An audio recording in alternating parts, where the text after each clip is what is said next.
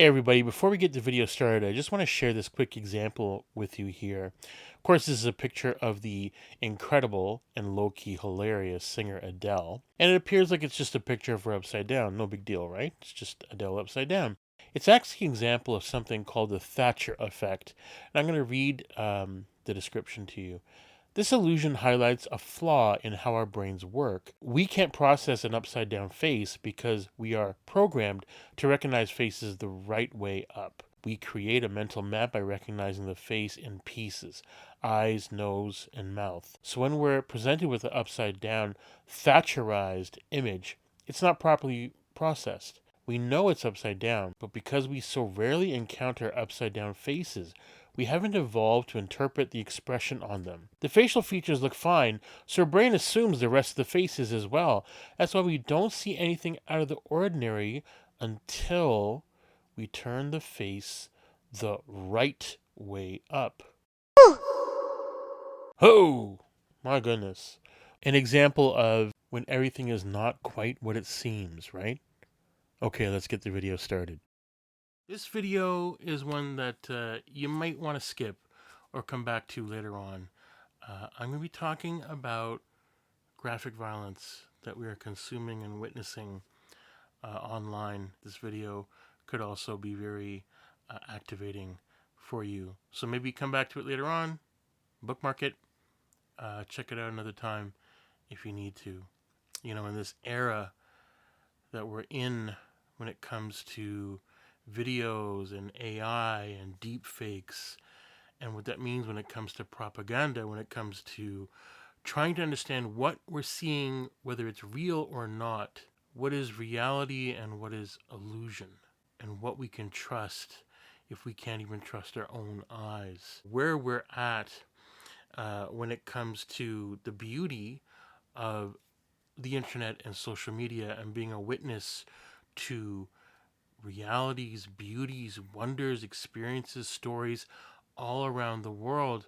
What we're also a witness to is horror, is tragedy, video and footage that you're not meant to see, you're not meant to consume. The kind of deluge, the onslaught, the tidal wave of heaviness, ability to consume all this stuff and to process it is so challenging. I think about how social media has offered us a window into the world and an opportunity to be a witness to things that are happening, people's struggles, people's victories, people's defeats, people's tragedy, and people's overcoming the unimaginable obstacles that they're facing. I think of seeing footage back in the day many years ago of, for example, the Arab Spring, footage from Ferguson, uprising, the embers, the sparks of revolution happening. And I remember watching on Periscope, shout out if you remember Periscope, watching Ferguson footage, for example, in the middle of the night, people who are there on the street with their phones, a concept that we've come to think of as live streaming, which has become very normalized, to see footage an hour, 2 hours before cable news has the footage. And so the feeling is that I am witnessing reality. I am seeing it on my phone. I'm seeing the truth. It's like being there, like a window, allowing me to peer through so I can see what they're seeing and what they're experiencing. I remember one day being on Twitter and just going into my news feed and seeing footage of what I thought was a video game, a first-person shooter. The video was playing and I just started watching it. And I just thought, this is really realistic. It looks real. And then I realized it was. It was footage from Christchurch, New Zealand. A man had walked into a mosque and was live streaming unspeakable horror as he was shooting worshippers, people who are seeking to transcend and be in touch with God. I remember that moment where I kind of realized what I was looking at. and what I was watching, and pausing the video and kind of stepping back. I had a similar experience years before that, footage from Syria. And again, this is reactivating stories like this. On my iPad, this is years ago, scrolling through my typical stuff around gender equality, um, and cat videos, dog videos, seeing this footage of a man pulling his daughter out of a plastic bag, or what was left, the remains of her. It was his daughter. And I remember just seeing it, and it just was playing. And I remember just dropping my iPad. I was sitting on the couch, and I just fell back in to the seat, and I just sat there, stunned. What the hell did I just witness? And I think of, shootings like Sandy Hook, where we don't really see so much, or Uvalde, where we saw footage of police officers standing outside in the hallway, and then eventually seeing photos of unspeakable horror and a sea of blood on the floor of a classroom that should be covered in paint and crayons and markers, not children's blood. And then, of course, October 7th happened, and seeing that footage, and the many, many months, years after that, footage of unspeakable horror in Gaza. Endless footage of children, women, men, just unspeakable.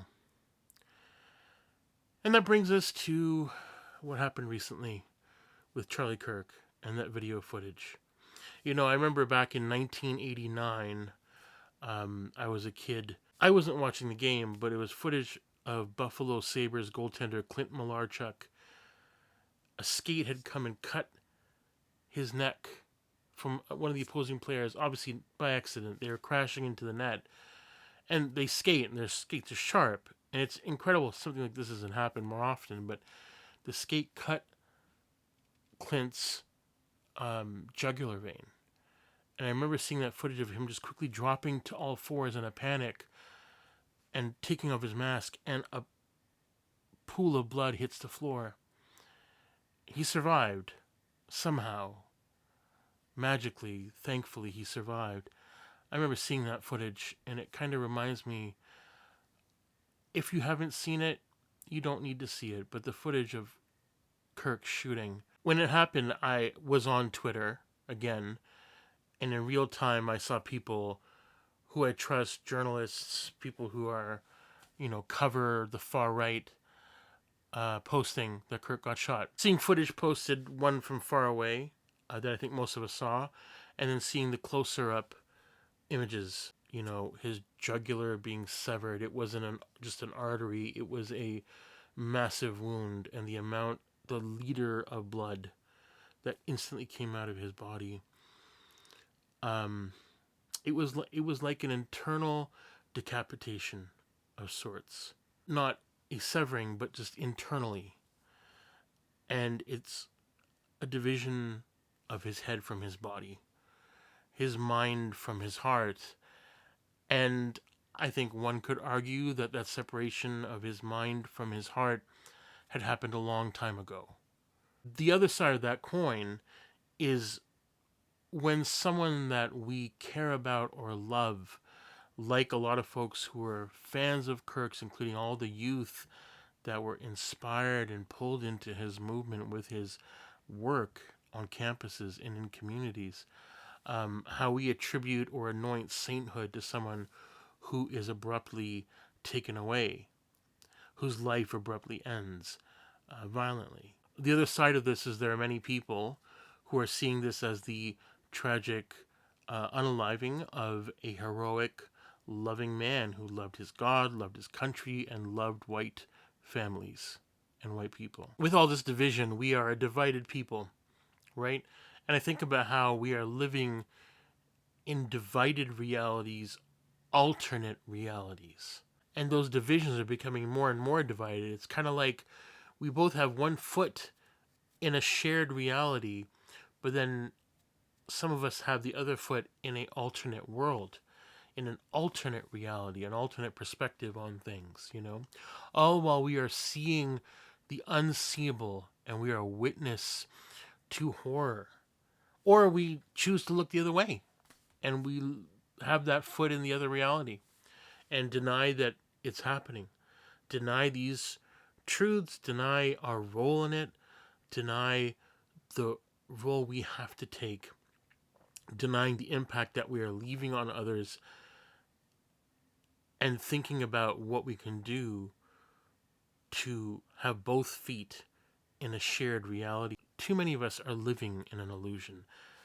And the era that we're coming into when it comes to AI, when it comes to manipulating truth, and what we are seeing is that there are people, in particular white men, but white women as well, who look at Kirk and say, that's my hero. He is like us. He is one of us. They persecuted him and killed him. They are persecuting me. They are after me. It becomes very personal. And rather than thinking about how he lived speaking a language of violence and, you know, his denial, like so many of the conversations around guns and gun violence, and how cis hetero dudes far and away are the ones that are committing gun shootings, mass shootings, school shootings. And that very day, that school shooting that happened, because I mean, that's what happened. Kirk was on a campus, it was a school shooting. There was one victim, one target, but that very day there was another school shooting. How do we find ways to invite each other back into a shared reality? What does that look like? How do we have those conversations? How we can invite each other into this middle ground? Not everybody, but there are folks who we need to think about what direction they're headed, right? That day in that shooting at that university in Utah, there are thousands of people, mostly youth, gathered around to hear Kirk do his shtick. And you think about how long they'd been on this planet. I mean, Kirk was 31 himself, but the youth were mostly what, like 18, 19, 17? How long was that window for them to go from having both feet in reality to having one foot in an alternate reality?